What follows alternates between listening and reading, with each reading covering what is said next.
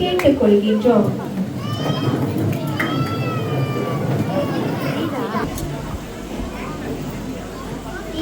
திருச்சிற்றம்பலம்.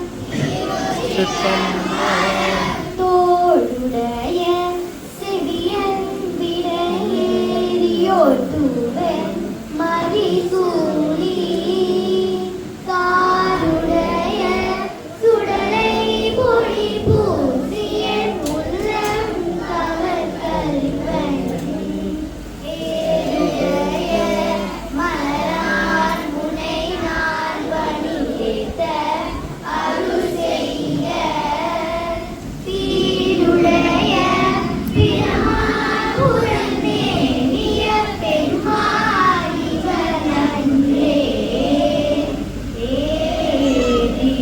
திருச்சிற்றம்பலம்.